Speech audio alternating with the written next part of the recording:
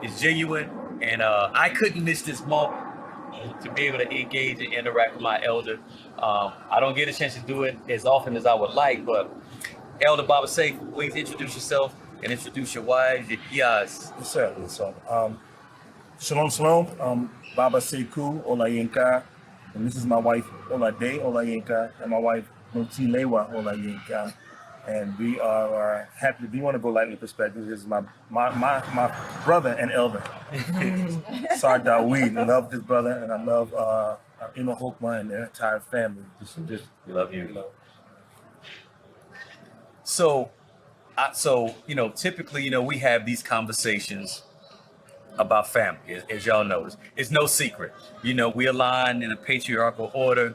Baba is a great patriarch himself, having been instructed in this way by his father. And so the family structure that he chose may be different than what other people have chosen, but we can align this with Torah.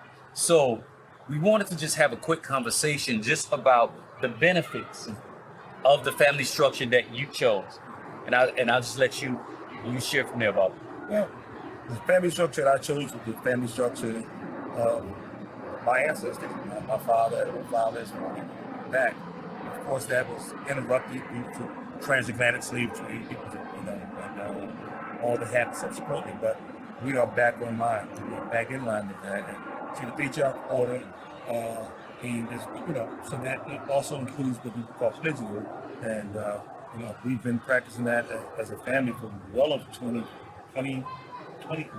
years. Oh, hallelujah. So we found that it's the best way for us to operate as a family unit, because we see the family as not just family. The family is an economic unit. The family is a political unit. The family is a military unit. The family is an educational unit. All the different areas of life, the major areas of life, the family is the primary or the foundation for all of it. And having a polygynous household allows us to coordinate our schedule so that we can meet as many of the needs of our children and of our even extended family, and allows us to do that with, I won't say ease, but easier. It's easy. Okay. No, I mean, that's a perfect segue.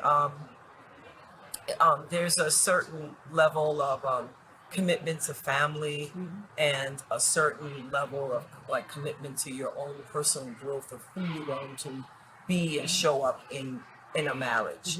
And the more, although the system seems it's sophisticated in its simplicity, and it like I said, it has benefits, but you have to be a certain kind of person and have a certain level of maturity to start. That's kind of getting into your point. Just grabbing somebody's and trying to mix it together, and then like any marriage, there's a growth opportunity.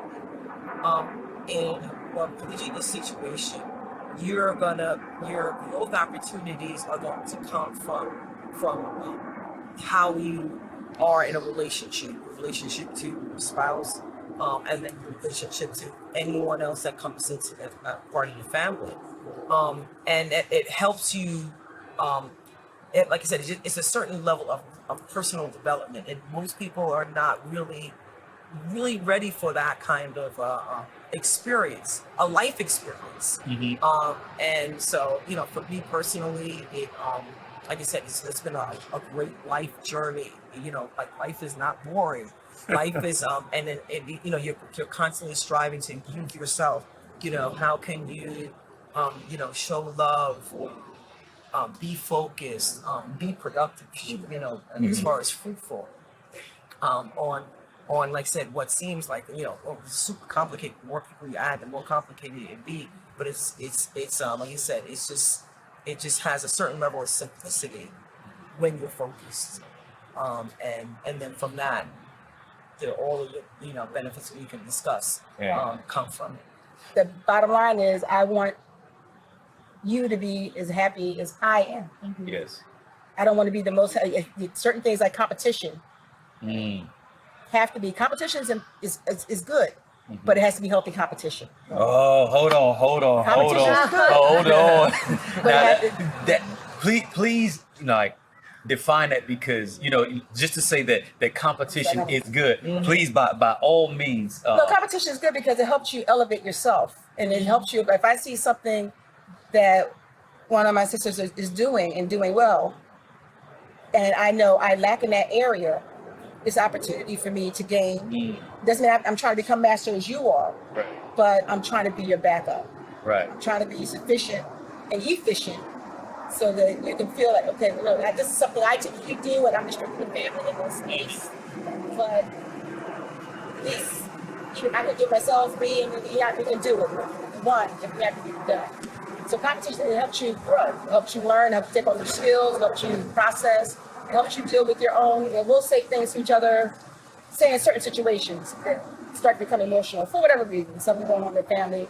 And it rubbed me wrong, but you know what? But you're rising to the occasion better than I am.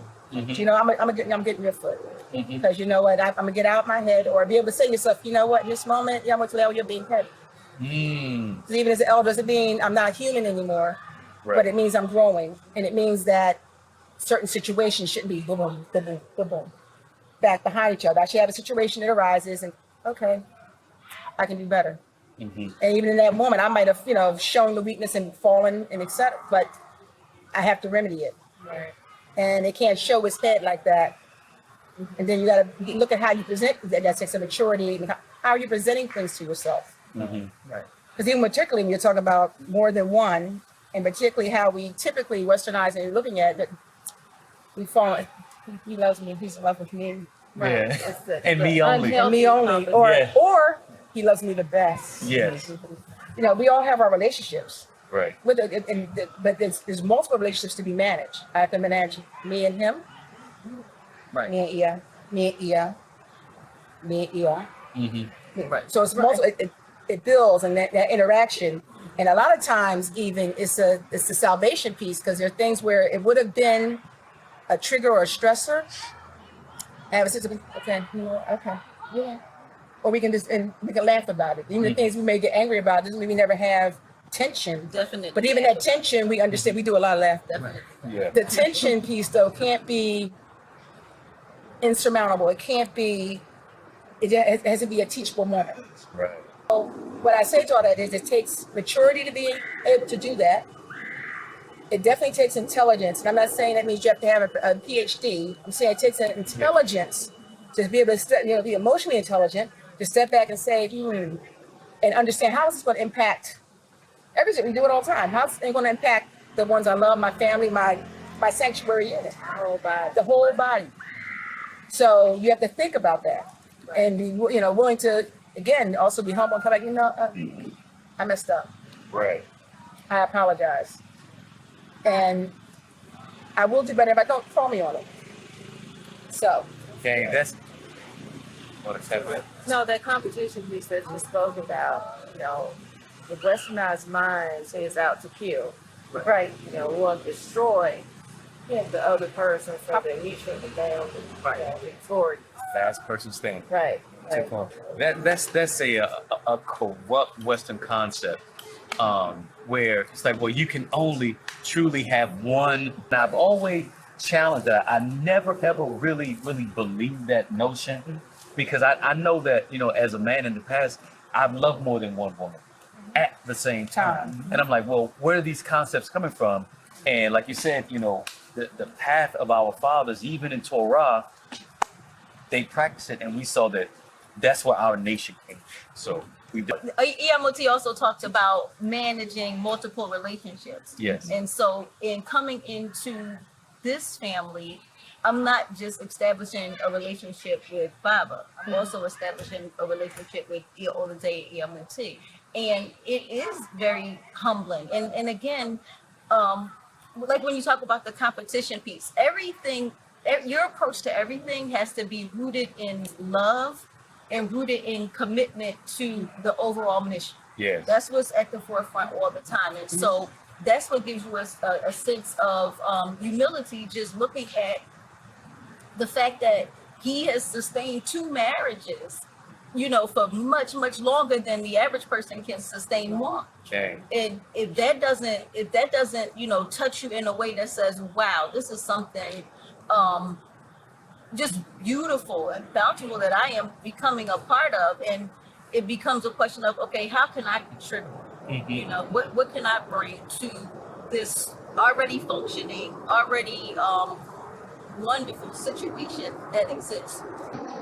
You said, your mindset about it, your consciousness was that it was beautiful, and I saw the beauty in it. And how can I bring something and add value to this versus how can I take or try to destroy